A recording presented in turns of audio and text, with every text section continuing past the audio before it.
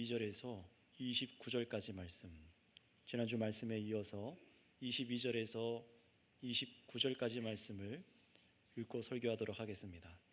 저 한 절, 여러분 한 절 교독하겠습니다.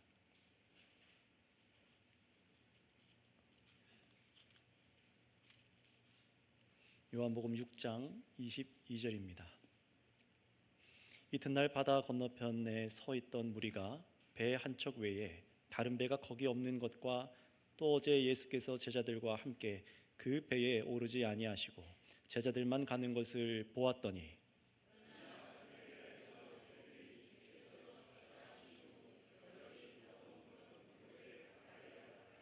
무리가 거기에 예수도 안 계시고 제자들도 없음을 보고 곧 배들을 타고 예수를 찾으러 가버나움으로 가서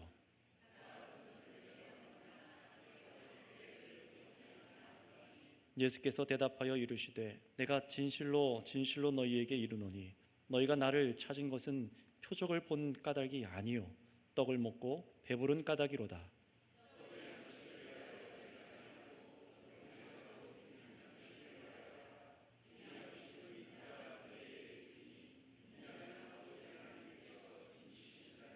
그들이 묻되 우리가 어떻게 하여야 하나님의 일을 하오리까? 예수께서 대답하여 이르시되 하나님께서 보내신 일을 믿는 것이 하나님의 일이니라 하시니. 아멘. 오늘은 이 본문을 가지고 하나님의 일이라는 설교 제목으로 설교하도록 하겠습니다. 간밤에 예수님께서는 갈릴리 바다 위를 그 물 위를 걸으셔서 제자들의 배로 오셨고, 그러자 곧 배는 그 풍랑을 뚫고 바다를 건너편 가버나움 땅에 도착했습니다. 제자들의 이 믿음을 위해서 예수님께서 친히 바다 위에서 바로 제자들의 믿음을 세워주시기 위해 특별한 수업을 예수님께서 행하여 주신 것이 지난주 말씀이었습니다. 그러나 성경은 계속해서 이렇게 제자들과 반대에 있는 사람들, 예수님과 반대에 있는 사람들을 계속해서 보여주고 있습니다. 우리한테 비교해 보라는 겁니다. 예수님께서 제자들에게 믿음을 주셔서 이루시려는 그 영생 주시려는 일에 완전히 반대편에 있는 사람들이 어떤 사람들인지를 보여줍니다. 그들이 누굽니까? 성경 22절 오늘 본문에 이튿날 바다 건너편에 서 있던 무리가 라고 말하죠. 바로 이들입니다. 이들은 바로 전날에 예수님께서 5천 명을 먹이신 그 표적을 보고 예수님을 억지로 붙들어다가 자신들의 임금을 삼으려고 했던 사람들입니다. 이들은 예수님을 따른다고 하고 예수님을 임금으로 삼아서 자신들은 예수가 세우는 그 나라의 백성이 되고자 했던 사람들이에요. 그런데 이들은 예수님께서 계속해서 보여주시는 것처럼 정말로 예수님의 사람들이 아닙니다. 가짜 신도들이죠. 그러면서 성경이 여기서 그래서 강조하는 것은 무엇입니까? 바다 위에 오히려 위태하게 떠있던 그 소수의 제자들에겐 예수님께서 함께 하셨지만, 그 믿음에 있는 제자들에게 함께 하셨지만, 반대로 예수님께서는 자신을 찾아온 이 수많은 무리들, 이 떡을 먹고 배불러서 따라온 이들을 피하셨다. 건너편으로 피하셨다는 겁니다. 예수님께서 함께하여 주시지 않는 사람들도 있다는 겁니다. 여러분, 예수님은 사랑의 주님이시고 모든 사람에게 복음을 듣게 하여 주시지만 그렇다고 해서 모든 사람과 함께 하시는 분은 아니십니다. 예수님께서 자신이 택한 구원할 자들과 함께 하십니다.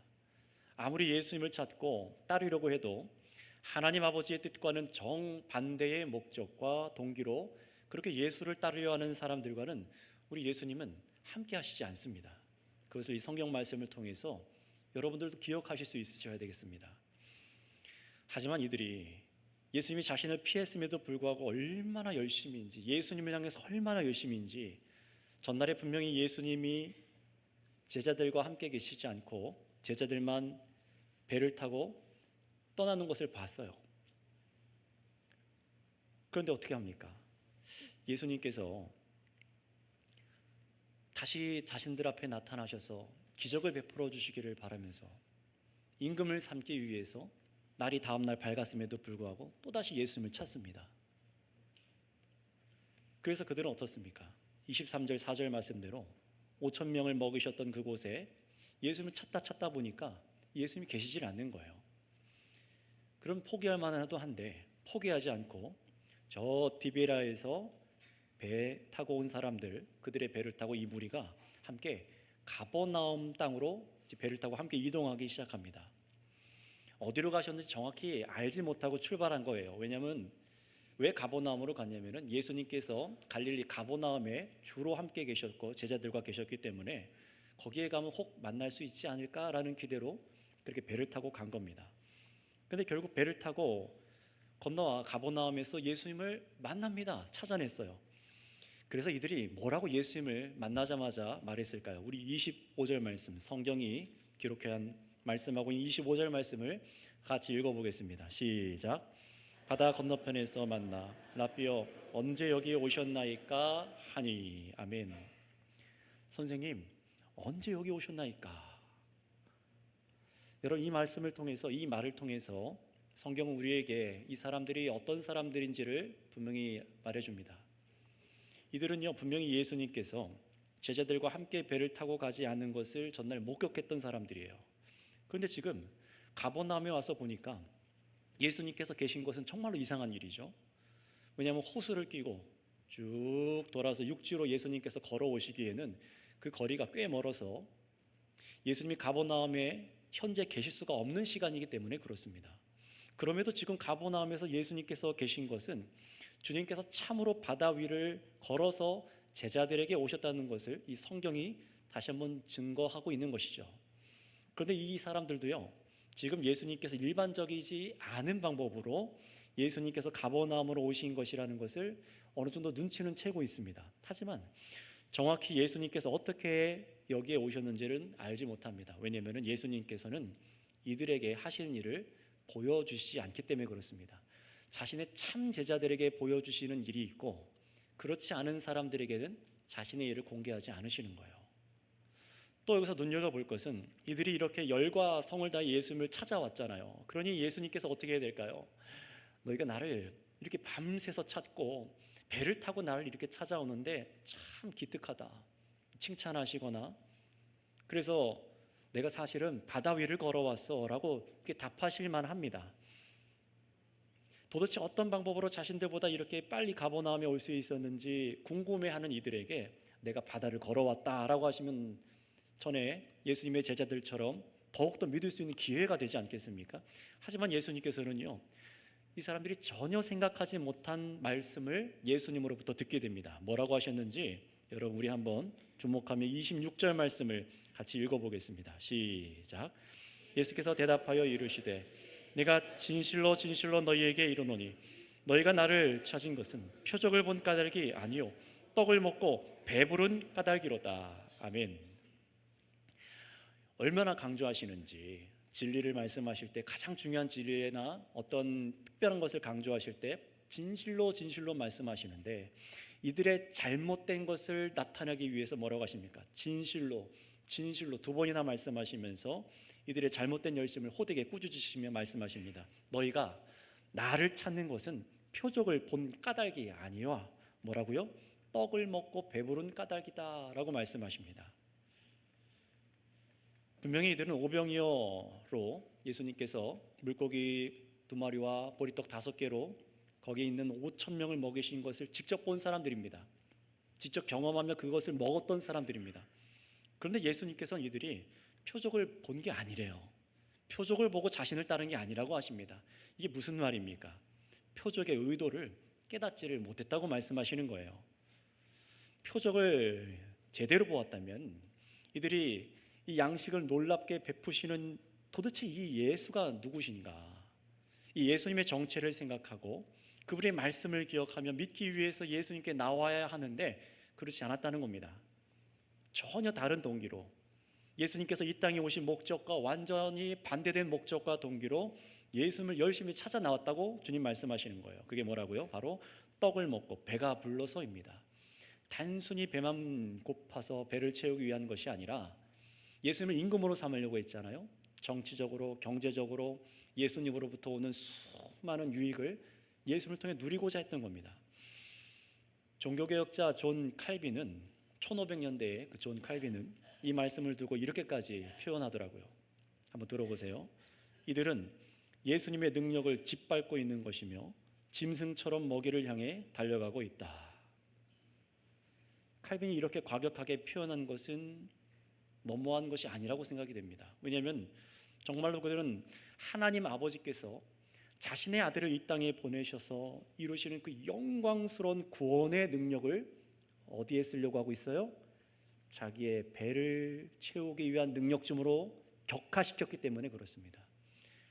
전능하신 하나님께서 우리를 구원하시기 위해서 자신의 하나밖에 없는 외아들을 보내셔서 우리의 죄를 사하시고 우리에게 영생을 주시기 위해서 하나님께서 일하고 계신데, 그 능력을 완전히 격화시켜서 무엇으로 생각하는 거예요? 자기 배를 채우는데 그 능력을 쓰기를 바라고 있는 겁니다. 그러니 하나님의 영광을 비웃고 있는 것이죠. 인간이 처한 영적인 비참함이 무엇인지를 구약 성경을 읽고 아는 자들이라면 분명히 깨닫고 예수님께 나와야 합니다. 율법을 지키면 지킬수록 내가 죄인이구나, 내가 하나님의 뜻을 온전히 순종할 수가 없는 사람이구나 하고 예수님께 나와야 합니다. 하지만 어떻습니까? 죄로 인해서 영혼이 마비된 이 사람들은 그저 본성적으로 육적인 허기를 채우기 위해서 다른 박질하면서 예수님께로 나아온 거예요. 예수님께서는 그들에게 그런 모습을 확인한 것이죠. 자신들한테 뭐가 필요한지를 모르고 엉뚱한 것을 찾고 있는 겁니다. 주님께서는 그런 그들의 마음속 중심을, 원하는 바를 꿰뚫어 보시면서 이들의 잘못된 열심을 말씀하신 겁니다. 공짜 음식을 배불리 먹고 자신의 일도 내버려 두고 예수님을 찾아서 결국 왕으로 삼으려고 하는 저 세상 야망을 이루려고 하는 자들을 주님께서는 꾸짖으신 것입니다. 이렇게 헛된 열심으로 예수님을 쫓는 죄인들과 또 주님께서는 자신을 따르는 제자들과 모든 믿는 자와 신자들을 위해서 이제 27절에 아주 중요한 가르침을 주십니다. 우리도 한번 주목하면서 주님께서 어떤 가르침을 주시는지 우리 27절 말씀을 다 같이 읽어볼까요? 시작. 썩을 양식을 위하여 일하지 말고 영생하도록 있는 양식을 위하여 하라. 이 양식은 인자가 너희에게 주리니 인자는 아버지 하나님께서 인치신 자니라. 아멘. 여러분, 이 말씀을 잘 이해하셔야지만 뒤에 29절까지 그리고 이 요한복음 6장을 잘 깨달을 수 있기 때문에 잘 이 설교의 이 말씀을 유의해서 들으시면 좋겠습니다. 썩을 양식을 위하여 일하지 말라 하십니다. 이 말은요, 우선 자신들을 찾아온 저 잘못된 열심을 저들에게 멈추라고 하는 거예요. 그런 식으로 나를 쫓지 말아라 하시는 겁니다. 또 동시에 두 번째 의미는 인간의 인생을 썩을 양식을 위해 살지 말라고 말씀하시는 겁니다. 이 세상을 만드시고 인간을 창조하신 분이 지금 무슨 얘기를 하시는 거예요? 너희들 썩을 양식을 위해서 살지 말아라 하시는 겁니다. 인생을 그렇게 허비하지 말라는 거예요. 오늘 이 말씀을 듣는 우리도 그러니 곰곰이 이 예수님께서 하신 말씀을 생각해 봐야 합니다. 저와 여러분이 인생을 사는 이유가 무엇입니까?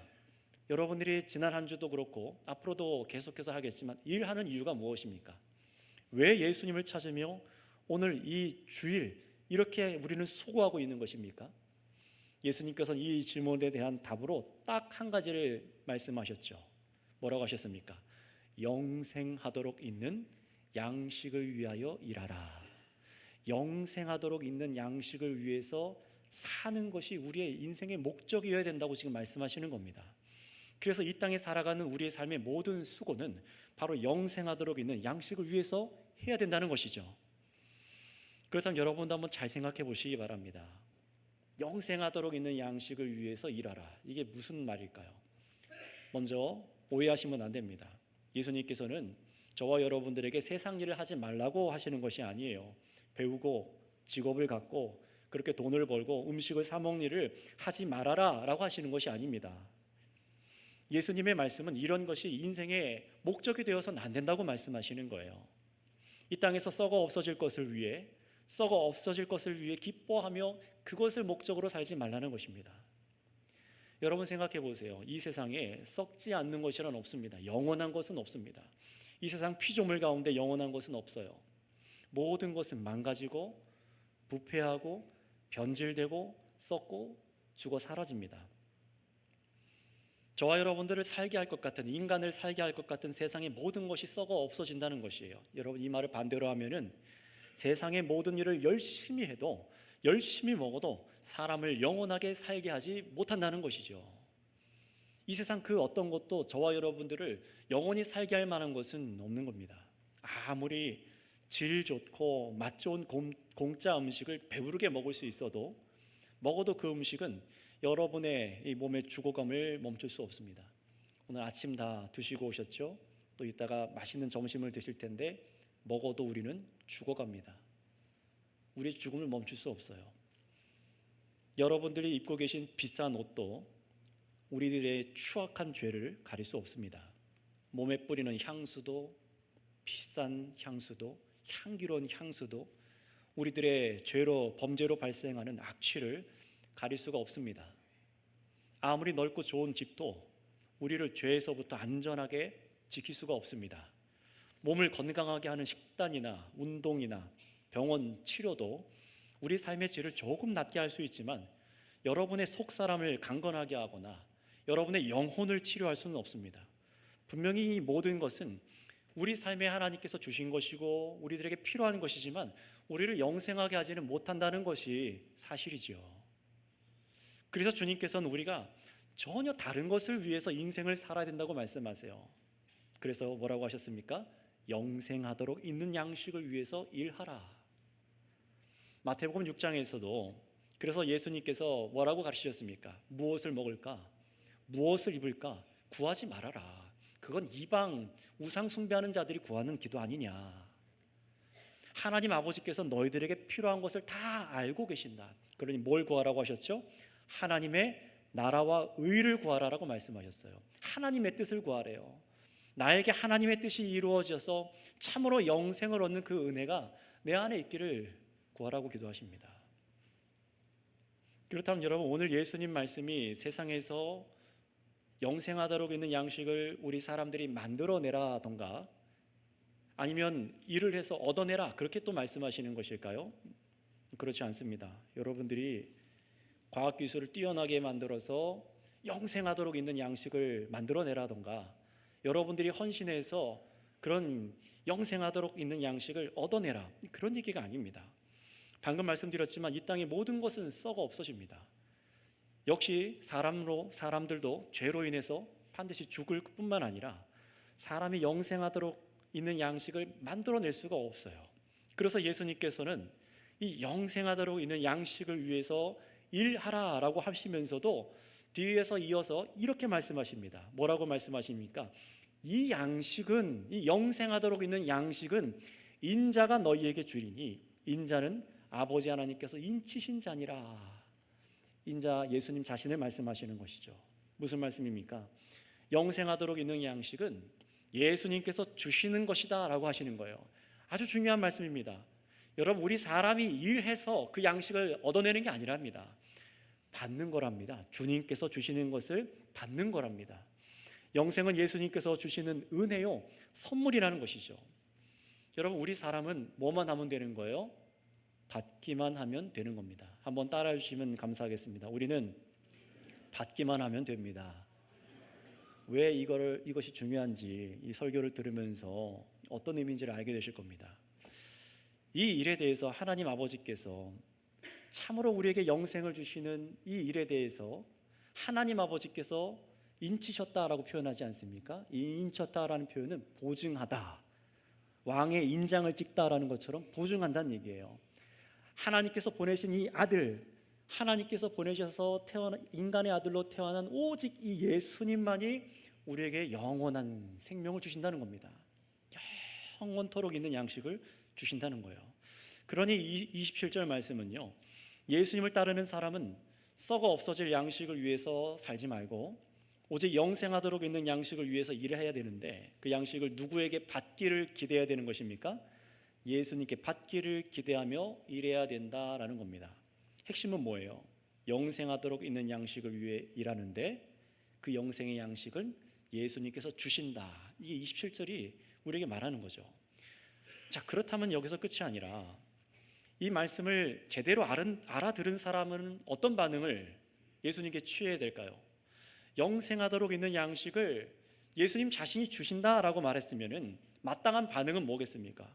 예수님 나에게 그 영생하도록 있는 양식을 주시옵소서. 이게 마땅한 반응이잖아요. 그러나 이 영적으로 깨닫지 못하는 이 죄인들은, 거듭나지 못한 사람들은 잘못된 질문을 할 뿐입니다. 우리 뭐라고 이들이 얘기하는지 28절 말씀을 한번 읽어보도록 할까요? 28절 여러분 한번 읽어주시기 바랍니다. 시작.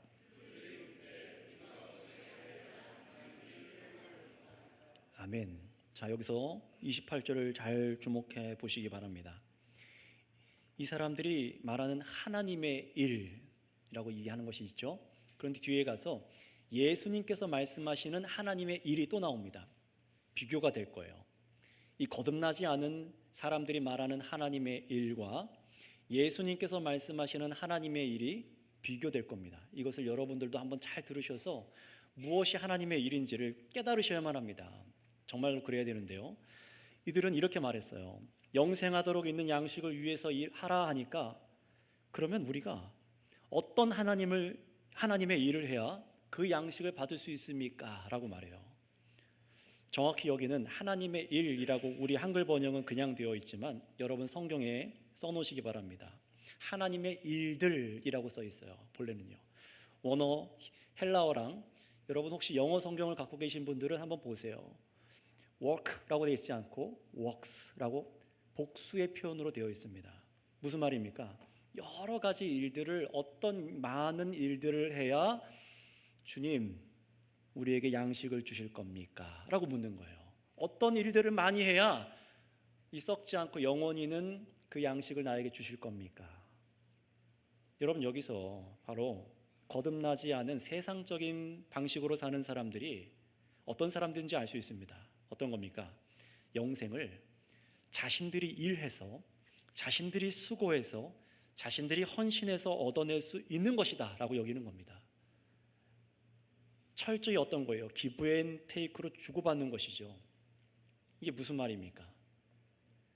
철저히 은혜로 받아야 되는데, 나는 그런 선물 살 능력이 충분해요 라는 거예요.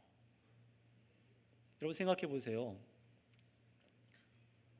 여러분들이 사랑하는 자녀에게 선물을 주시고 싶을 때가 있잖아요. 어린 자녀들한테 선물을 주고 싶어서, 그래서 아이들 몰래, 아들 몰래, 딸 몰래 선물을 사가지고 자는 머리 위에 놔뒀어요. 아침에 깨서 자녀가 막 기뻐하기는 그 모습 보기 원하시잖아요, 부모님들. 그런데 아침에 방문을 열고 자녀가 나왔는데 선물을 들고 나오면서 아빠 얼마면 돼요?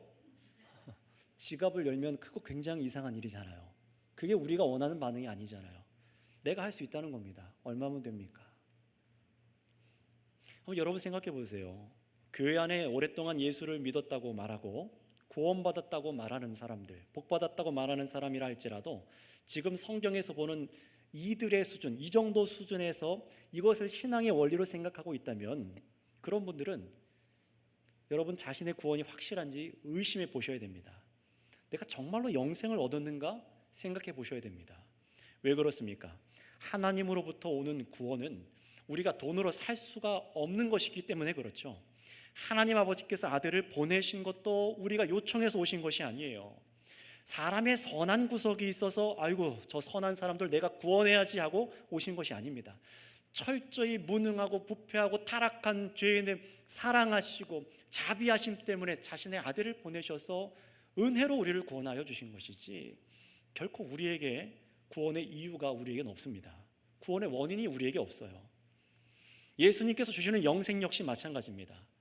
저와 여러분들의 수고와 헌신에 의해서 영생을 주시는 것이 아니라 철저히 은혜이며 선물입니다. 구원을 받아 영생을 얻는다는 것은 그래서 사람이 받는 것이지 사는 게 아닙니다.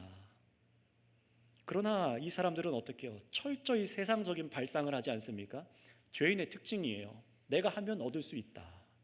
나는 그 은혜 별로 필요 없어요. 충분히 살 수 있는데 주시던가요? 우리가 어떤 일들을 하면, 어떤 헌신이나 어떤 율법과 규례를 더 지키면, 어떤 수고를 더 하면은 그 복을 얻을 수 있겠습니까? 이들이 말하는 하나님의 일이란 이런 겁니다. 어떤 헌신들의 일을 하면은 그 복을 하나님 주시겠습니까? 그 영생을 주시겠습니까? 이렇게 얘기하는 게 이들이 말하는 하나님 일이에요. 그렇다면 여러분 생각해 보세요. 정말 어떤 하나님의 일들을 하면은 영생을 얻을 수 있을까요? 주일날 나와서 헌신하면 될까요? 예수는 믿지도 않는데 이 자리에 앉아 있으면 될까요? 남들보다 많은 교회 기간 봉사를 하면 복을 받을 수 있을까요? 남들보다 많은 헌금과 헌물을 드리면, 또 소원을 빌면서 수천 번 헌금을 꾸준히 드리고 기도하면 얻을 수 있을까요? 주일만 아니라 평일에도 매일 성경을 규칙적으로 읽고 모든 예배와 금요일 기도회, 새벽 기도회마다 빠지지 않으면 될까요? 아니면 직분자가 되기 위해서 애쓰고 더 열심히 해서 신학을 해서 전도사가 되고 목사가 되면 얻을 수 있을까요? 예수님께서는 하나님의 일은 그런 게 아니라고 가르쳐 주십니다. 그렇게 돼서 얻을 수 없다고 말씀하십니다. 예수님께서 뭐라고 가르쳐 주시는지 너무나 중요한 우리 29절 말씀, 우리 예수님의 말씀을 한번 읽어보도록 하겠습니다. 함께 읽겠습니다. 시작. 예수께서 대답하여 이르시되 하나님께서 보내신 이를 믿는 것이 하나님의 일이니라 하시니. 아멘. 이 말씀을 잘 기억하세요.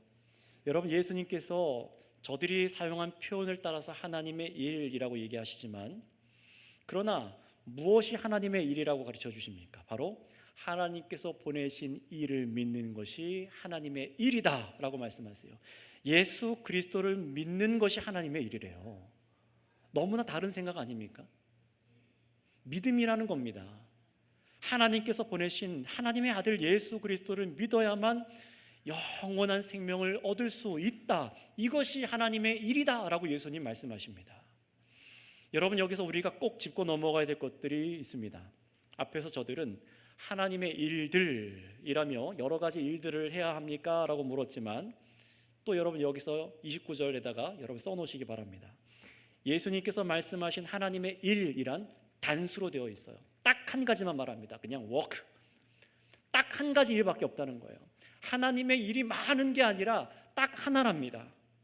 원어로 보면은 단 한 가지만 얘기하고 있어요. 하나님께서 보내신 일을 믿는 것입니다. 오직 예수님을 믿는 것만이 하나님의 일이래요. 굉장히 중요한 진리 아니겠습니까? 오늘 우리 예수님을 믿는 성도들에게, 교회의 문을 두드리며 예수님을 찾는 사람들에게, 또 예수는 잘 믿지 않지만 내가 하나님의 일을 하고 있습니다 하고 세상 나가서 자랑하고 있는 사람들에게 정신을 차리게 해주는 말씀이 이 말씀입니다.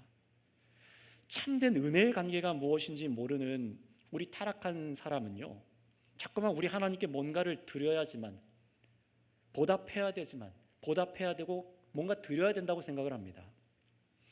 그래야만 하나님께서 우리에게 계속 주실 것이라고 생각합니다.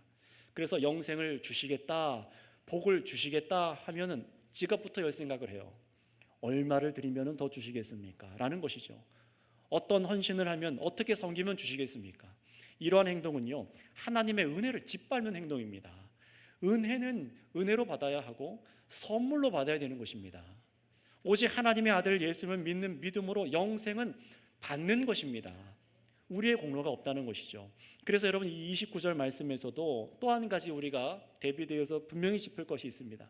저 사람들이 생각한 하나님의 일들이란 영생을 얻기 위해서, 그 복을 얻기 위해서 사람이 해야 될 어떤 여러 가지 일들, 헌신들, 무언가를 지켜서 사람이 해야 할 일들을 말하는 것이지만, 오늘 예수님께서 말씀하신 하나님의 일이란 하나님께서 보내신 아들을 믿는 것이에요. 그런데 이 의미는요, 우리 사람이 믿는다라는 것을 강조하려고 하는 것보다 더 중요한 것이 있습니다. 그게 뭐냐면 하나님께서 다 해놓으신 것을 받아들인다는 거예요. 나를 구원하시기 위해 영생을 주시기 위해서 나는 아무것도 한 게 없는데 하나님 아버지께서 다 아들을 통해 해놓으신 것을 우리는 그냥 믿음으로 받아들인다라는 얘기를 하시는 겁니다. 정말로 그렇게 믿어야만 한대요. 여러분, 이 말씀을 더 잘 이해하기 위해서 하나님의 일에 대해서 예수님 말씀하신 38절, 39절 말씀을 조금 뒤로 가서, 여러분 성경 조금 뒤로 가셔서 38절, 39절 말씀을 한번 읽어볼까요? 시작. 내가 하늘에서 내려온 것은 내 뜻을 행하려 함이 아니요 나를 보내신 이의 뜻을 행하려 함이니라. 나를 보내신 이의 뜻은 내게 주신 자 중에 내가 하나도 잃어버리지 아니하고 마지막 날에 다시 살리는 이것이니라. 아멘. 여러분, 이것이 29절에서 예수님 말씀하신 하나님의 일의 내용입니다. 이거 믿냐라는 거예요. 이 일을 여러분이 믿냐라는 겁니다. 이 일을 정말 우리가 믿고 예수님을 따르냐라는 겁니다. 이게 아니면은 다 세상 헛된 목적으로 예수님을 따르고 있다는 거예요. 아버지 하나님께서 아들 예수님께서 주신 사람들을 예수님께서 하나도 잃어버리지 않고 마지막 날에 다시 살리는 것이 바로 예수님께서 하시는 하나님의 일입니다. 여러분, 그러니 우리가 이 말씀을 통해서 정말로 원해야 될 것이 무엇이에요? 하나님 아버지의 뜻대로 예수님께서 나를 잃어버리지 아니하시고 이 땅에서 잃어버리지 아니하시고 마지막 날에 다시 살려주시는 것, 이게 우리들의 원하는 바여야 합니다. 예수님께서 나에게 영생 주심을 무엇보다도 인생을 통틀어 원하며 이것만 원해야 됩니다. 나를 영원히 살리는 모든 일에 그 공로가 나에게 없습니다. 내가 범죄하지 않게 하여 주시옵고 영생을 얻을 자로 나를 붙잡아 주셔서 거룩하게 나를 붙잡아 주셔서 아버지의 일이 나에게 일어나게 하여 주시옵소서. 여러분, 이 믿음이 여러분 안에 지금 있으신가 확인하셔야 됩니다.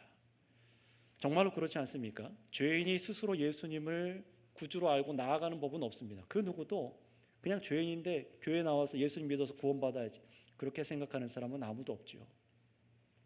하나님의 뜻대로 아버지 하나님께서 여러분들을 아들에게로 이끌어 주셔야지만, 불러 주셔야지만 우리는 예수님께로 나올 수 있습니다. 그리고 온갖 세상 죄악의 유혹들, 세상 풍파가 지금 얼마나 많습니까? 그곳에서 우리를 지켜주시는 것도 저와 여러분의 능력이 아니라 예수님께 꼭 붙어 있게 해주시는 것도 하나님의 은혜로 하시는 일입니다. 우리에게 성령을 주셔서 붙들어 주셔야지만 우리는 이 험난한 인생을 안전하게 마칠 수가 있고 영생을 얻는 것이죠.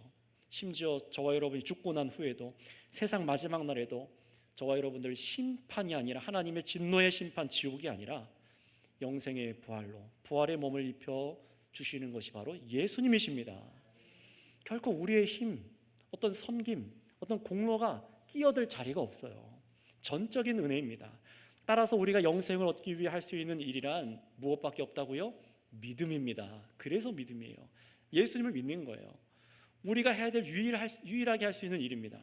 그러니 성경은 요한복음은 묻는 거예요. 썩어 없어져 버릴 음식을 위해 살 것이냐, 아니면 영생하도록 남는 양식 예수님만을 위해 살 것인지 선택하라는 겁니다.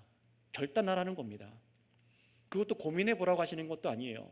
이것도 좋고 저것도 좋은 게 아니라 반드시 영생을 얻기 위해 하나님의 아들만을 믿기 위해 살라고 우리에게 길을 선명하게 제시해 주시는 거예요. 따라서 여러분, 영생을 얻은 자와 여전히 썩을 것을 구하고 멸망하는 사람이 누구인지를 이 요한복음을 통해서 들었어요. 그렇다면 여러분, 이제 우리를 점검할 차례죠.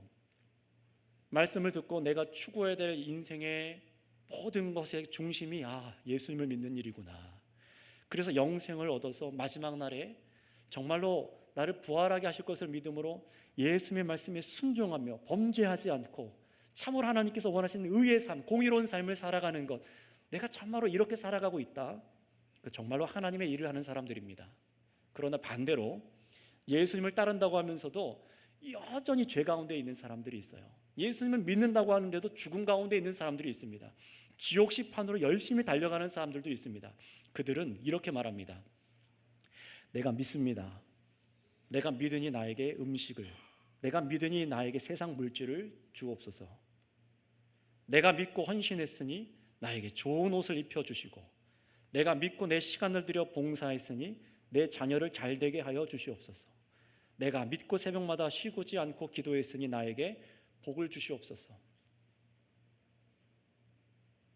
여러분, 바로 이런 사람들은 예수님을 믿어서 오직 한 가지 일, 예수님께서 단수로 말씀하신 오직 한 가지 일, 하나님의 뜻이 내 안에 이루어지는 것이 유일한 목적이 아니라 어떤 목적이 살아있는 거예요? 배불러서 예수님을 따르는 자들처럼 썩어 없어질 것을 받아내는 게 목적인 겁니다. 그게 기쁜 거예요. 게다가 이들의 신앙의 본질은 자기 열심입니다. 믿는 것도 자신이 이렇게 섬기고 믿었더니, 이런 하나님의 일을 내가 열심히 했더니 이런 세상 복을 받았다고 자랑하는 사람들입니다. 성도 여러분, 성도 여러분들께서는 그런 사람들이 되어서는 안 됩니다. 그런 사람들의 말에 귀 기울이지 말아야 합니다. 그런 자들을 피해야 합니다. 내가 혹시 그런 신앙의 원리로 살아가고 있다면 회개하고 돌이켜서 이것이 죄라는 것을 깨닫고 용서하여 주시길 기도하셔야 됩니다. 잘 생각해 보세요. 예수님을 믿는 이유는 여러분 가족을 즐겁게 하기 위해서도 아니고 가정의 살림살이 이득이 될까 하기 위해서 예수를 믿는 것도 아닙니다. 삶의 고통을 조금 줄여볼까 해서 예수를 믿는 것도 아닙니다. 여러분, 예수님을 믿는 목적은 유일하게 한 가지, 영생을 얻기 위함입니다. 오직 하나님 아버지의 뜻대로 나를 대신에 피 흘려 죽임 당하신 예수를 믿어 정말로 죄사함을 받고 영생을 얻은 자로 예수님께 순종하면서 마지막 날에 부활의 몸을 입기까지 이 믿음의 씨름을 끝까지 싸워나가는 것, 믿는 일을 하는 것입니다. 그러니 기억하세요. 믿음은 그 어떤 다른 상도 가져다 주지 않습니다. 제 말이 아닙니다. 이미 한참 전에 100년도 넘은 어떤 유명한 목사님이, 어떤 신학자가 이런 표현을 쓰더라고요. 믿음은 그 어떤 다른 상도 가져다 주지 않는데요, 오직 영생을 얻는 것만 있는 것입니다. 그래서 예수님을 믿는 일은요, 영생을 가져다 주는 것 외에 다른 상을 기대해서는 안 되는 것입니다. 그렇다면 여러분, 이 말을 듣고 의아한 부분들이 있을 거예요. 이렇게 질문할 수 있겠죠.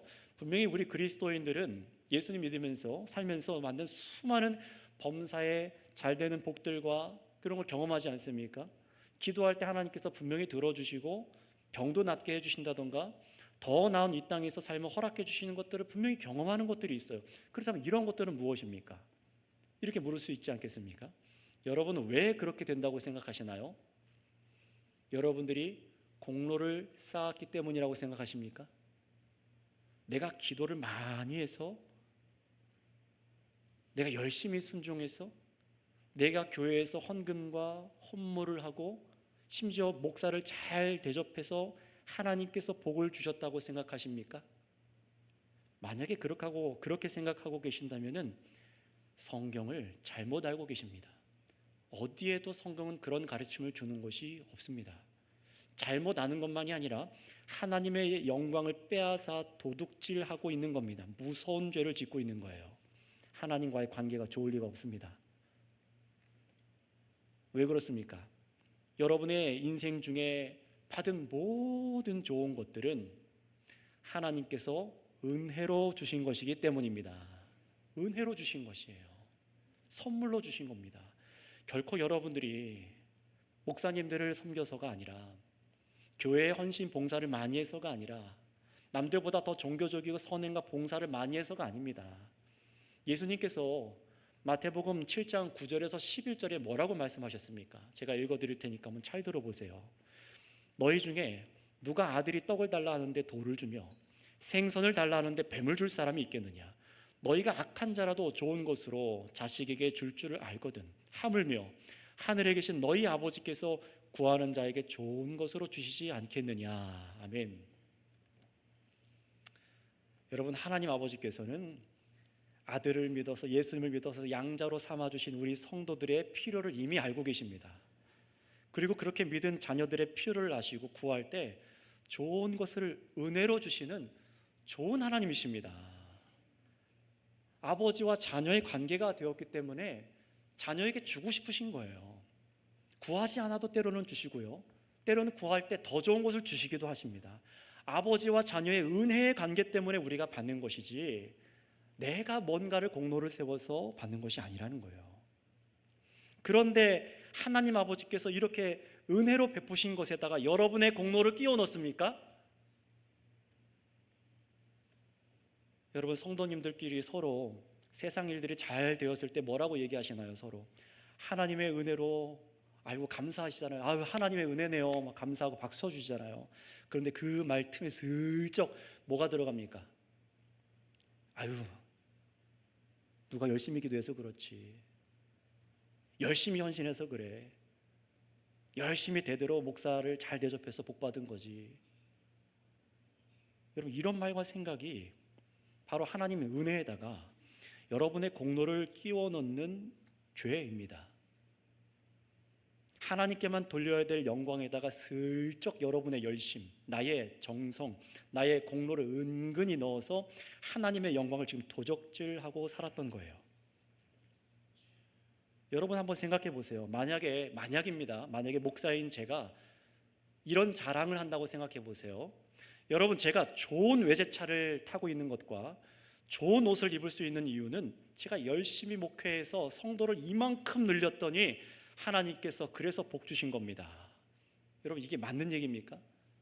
만약에 얘기한 거예요. 저 외제차 안 탑니다. 중고차 타고 다니고 있어요. 그렇게 말하면 안 되죠. 맞는 얘기도 아니고요. 여러분, 구원을 주시는 분은 하나님이십니다. 아들에게로 참 성도를 이끄시는 분도 하나님이세요. 목사는 분명히 소명을 받아서 성실하게 해야 하지만 목사의 성실함이 곧 하나님의 능력이 되는 것은 아닙니다. 교회는 철저히 하나님의 은혜로 세워지는 것이고 목사는 일평생 자기를 자랑할 것이 한 가지도 없다는 거예요. 하지만 반대로 이렇게 생각하는 사람들도 있더라고요. 너무 부끄러운 얘기라 제가 안 하고 싶었던 얘기인데요, 묻어뒀던 기억인데요, 제가 신학대학원 때 전도사 때 있던 일입니다. 전도사 교육을 위해서 수백 명이 모인 자리에 한 전도사님이 교수님께 이런 목사님 추천합니다 해서 추천을 받아서 강사로 모셨어요. 이 얘기를 들어보니까 이 목사님이 젊은 날에 지하 건물에다가 아무도 없는 조그마한 지하에다가 개척해서 지금은 수천 명이 모인 교회가 되었다고 막 눈물 어린 그런 간증을 하시더라고요. 거기까지는 감동적이고 좋았습니다. 그런데 마지막에 그 목사님이 한 어떤 말 때문에 추천받아서 그 목사님을 세운 교수님들과 거기 앉아있는 전도사님들이 막 부끄러워서 얼굴을 들 수 없는 기억, 그게 한 가지 있습니다. 아직도 기억이 나요. 저희 학장님이 그 얘기를 들으면서 막 얼굴이 울그락불그락 하면서 고개를 못 들더라고요. 뭐라고 얘기했을까요? 그 강사 목사님이 이렇게 얘기하더라고요. 자기가 타고 온 차가 뭔지 물어보래요. 자기한테 물어봤죠. 뭐라고 했을까요?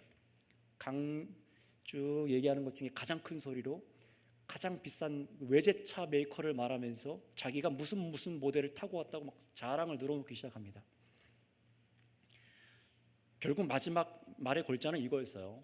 전도사님들도 포기하지 말고 어려워도 나처럼 열심히 기도하고 믿으면은 좋은 차도 탈 수 있고 좋은 옷도 입을 수 있고 좋은 구두도 신을 수 있다는 겁니다. 고개를 못 들겠더라고요. 하나님 앞에 부끄러워서 고개를 못 들겠더라고요. 그런데 더 부끄럽고 하나님께 죄송한 것은 수백 명이 모인 그 자리에서 어떤 일부 전도사님들은 아멘 하면서 박수를 치더라고요. 뭘 바라고 박수를 친 걸까요? 나도 그런 차를 타게 될 줄을 믿습니다. 그런 것들 아니겠습니까? 너무나 부끄럽고 하고 싶지 않은 얘기라 묻어뒀던 건데, 오늘 이 말씀을 읽으면서 설교를 준비하는데 얼마나 많은 사람이, 심지어 목사도 전도사도 하나님의 일을 잘못 이해해서 헛된 열심을 내고 있는지 그 일화가 떠오르더라고요.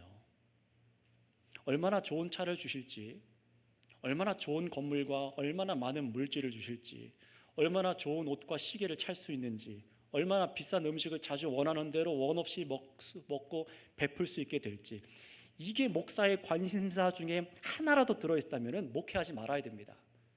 만약에 제 안에 그런 마음이 있다면 당장에 내려와야 돼요. 또 목사가 직접 구하지 않더라도 성령님들께서 감사해서 주는 돈이나 물질들을 목사가 하나 둘 받기 시작하고 거기에 익숙해지면 어떻게 될까요? 나중에 안 주면 서운해지고 또 다른 성도들보다 이 주는 사람을 위해서 한 번 더 기도하게 되는 물질에 기울어진 잘못된 목양을 하는 악한 일을 하게 되지 않겠습니까? 은근히 받는 것을 기대하는 사람이 그런 목사가 되지 않겠습니까? 사역의 척도를, 성도들의 척도를 목사에게 얼마큼 잘 대접하는지를 보지 않겠습니까? 성도들의 영적 건강을 돌보는 목자이기보다는 그들이 주는 것에 따라서 복을 빌어주는 무당과 같은 존재가 될 수 있는 것도 목사입니다. 여러분, 목사는 생각보다 강하지 않습니다. 성도 여러분, 하나님께서 교회 위가 아니죠, 교회 아래 가장 아래에 세워서 평생의 성도들을 섬길 목회자들에게 감사한 마음 여러분들이 다 있으실 거예요. 근데 그 보답하는 마음은 뭘까요? 여러분들이 정말 그 목회자들에게 보답하는 마음을 갖고 싶다면 다른 거 필요 없습니다. 하나님의 일, 예수님을 잘 믿으시길 바랍니다. 더욱 하나님의 일을 알며 그 아들 예수님을 믿기를 힘쓰시며, 그래서 믿음으로 얻은 이 영생이 내 안에 있는가, 내가 눈 감기까지 정말로 이 영생이 내 안에 있는가, 그 하나님을 알고 하나님을 예배하고 즐거움이 가득한 것이 내 안에 있는가, 목사가 보기 원하는 것이 바로 이런 겁니다. 그러니 내가 세상 복받기 위해 목적으로 목사에게 대접하는 그런 내 공로 섞인 일도 교회 안에 없어져야 되겠지만, 목사를 세상 것으로 배부르게 해주고 싶은 여러분들의 어떤 사랑의 마음조차도 교회 안에서 정말로 조심해야 될 일입니다. 목사 역시 교만해질 수 있어요. 나태해질 수 있습니다. 내가 전보다 이만큼 가졌기 때문에 사역을 잘할 수 있구나 착각할 수 있습니다. 또 자신에게 맡겨진 수고로 예수님을 믿는 성도들이 세워진 것이 전적으로 하나님께서 하신 일임에도 불구하고 목사 영적인 나의 시선이 흐트러질 때 어떻게 될까요? 내가 했구나. 이만큼 돈도 있고 쓸 돈도 많고 성도들도 많으니 세력도 있으니 내가 세상에 나가서 이런 말 저런 말 할 수 있는 사람이 되겠구나 라고 스스로 그렇게 높이는 거예요. 그렇게 될 수 있습니다. 여러분, 이것은 목회자들만이 아니라 성도님들 여러분에게도 해당되는 말입니다. 하나님께서는 자신의 영광을 그 누구에게도 주시지 않는 분이십니다. 이 말은 여러분이 하나님의 일이라 생각되는 일들을 열심히 해서 정성 들어서 영생을 얻거나 세상 복을 받는 것이 아니라는 것을, 오직 주님의 은혜로 우리가 받는 것이라는 것을 꼭 깨달으시길 바랍니다.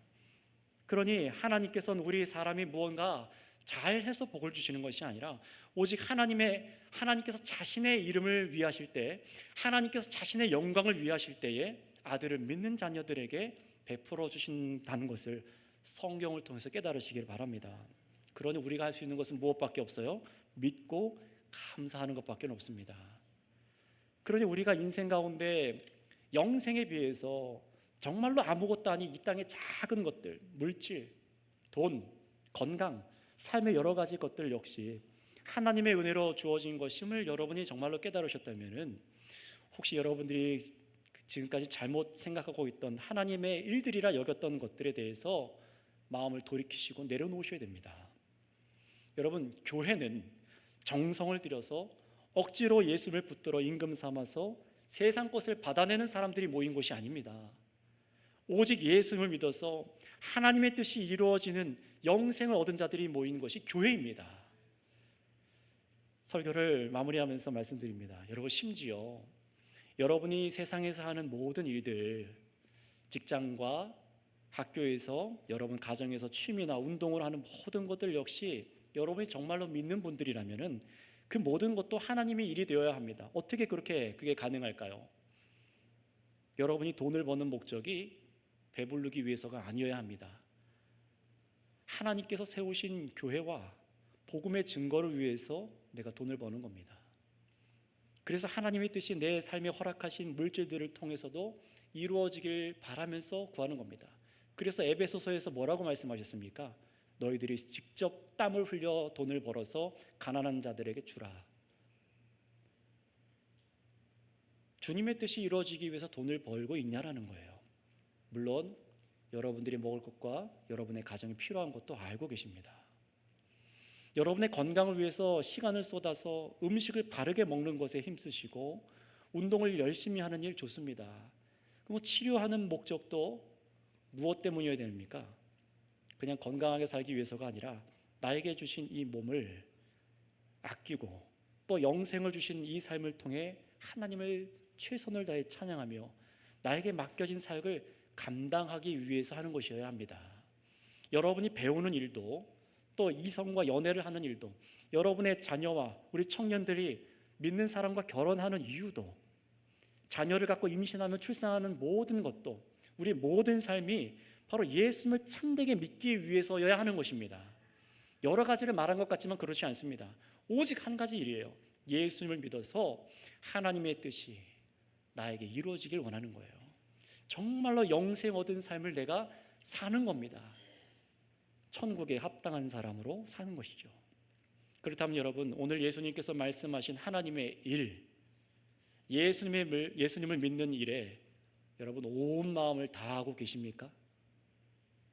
정말 여러분 영생을 얻으셨습니까? 그렇다면 혹 하나님의 일로 주시는 영생 외에 다른 상을 바라고 있는 것은 없으십니까? 여러분의 믿음의 본질이 무엇인지 오늘 하나님 앞에서 잘 점검하셔서 여러분의 영혼이 안전하시길, 그렇게 확인하시길 바랍니다. 정말로 내 영혼이 안전한가 들춰보세요.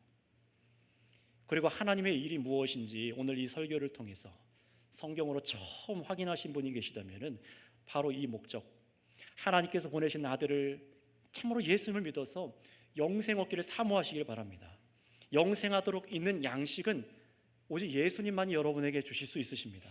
그것도 누구에게요? 내가 아무런 공로가 없습니다. 두 손 두 발 다 들고 나서야 주시잖아요. 나에게 아무것도 없습니다. 두 손 두 발 다 들어야지만 그 사람을 찾아와 만나 주시잖아요. 바로 그런 우리가 되어야 합니다.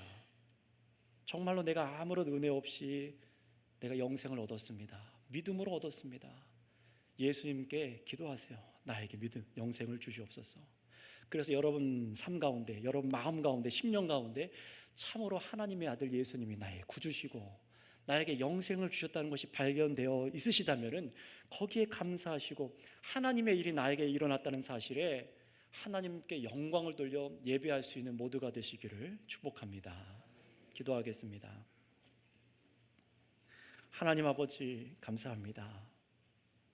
아무런 공로가 없는 저희들에게 하나님의 자비와 은혜와 사랑으로 아들을 내어주시고 오직 믿는 자에게 영생을 주셔서 우리를 다시 살리시는 이 하나님의 일을 믿습니다. 이 말씀을 듣고 오직 이 말씀대로 믿고 이 말씀에서 벗어나지 아니하도록 주의 성도들을 지켜 보호하여 주시옵소서. 그러나 우리는 얼마나 다른 하나님의 일들을 생각하는지요. 나의 공로를 끼워놓고 나의 정성과 열심을 끼워넣고 내가 하는 일로 내가 복을 받았다 말하는 이런 죄를 지은 것들이 있습니다. 우리의 죄악을 용서하여 주시옵고 우리의 공로는 없습니다. 참으로 고백하며 오직 하나님께서 우리에게 주셨습니다 하며 아버지를 기뻐할 수 있는 믿음이 우리의 주의 성도들에게 있게 하여 주셔서 한 주간, 아니 인생길을 걸어가는데 이 풍파가 있는 인생길 가운데도 아버지께서 우리 아들, 자녀들을 얼마나 사랑하시는지를 잊어버리지 않게 하여 주셔서 두려움 없이 이 길을 믿음으로 걸어가게 하여 주시옵소서. 그래서 영생을 얻은 자들로 하나님을 찬양하며 오직 말씀에 순종하며 걸어갈 수 있는 주의 교회가 되게 하여 주시옵소서. 감사하며 우리 구주 예수님의 이름으로 기도드렸사옵나이다. 아멘.